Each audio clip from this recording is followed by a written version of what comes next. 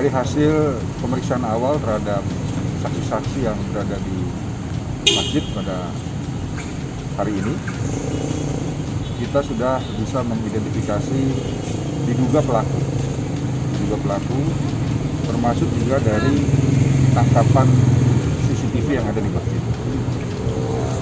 Hari kita melakukan pengejaran terhadap pelaku yang diduga melarikan diri. Insya Allah dalam waktu yang tidak lama kami bisa mengungkap kasus ini.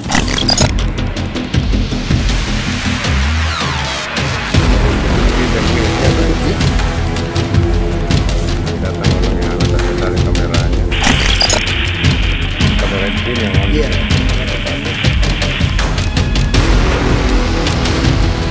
Itu sudah tarik Oh, dia tarik ini yang ada kameranya. Kameranya di situ.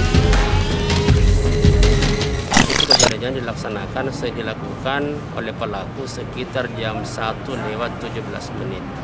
Namun sebelumnya menurut informasi itu sudah ada mondar-mandir di sini di Masjid Raya Makassar. Jadi kejadian pembakarannya itu dilakukan sejak waktu itu sekitar jam 1:17. Nah, adapun yang terbakar seperti kita lihat di belakang saya ini adalah bagian mimbar bagian belakang. Ada beberapa lembaran buah Al-Quran, sajadah, dan termasuk yang digunakan 3 buah jubah yang biasa digunakan oleh khatib pada saat menyampaikan khutbah pada hari Jumat. Demikian pula jubah imam dan jubah muadzin pada hari Jumat. Jadi itulah kebakaran kejadian yang dilakukan oleh pihak yang tidak bertanggung jawab di Masjid Raya Makassar.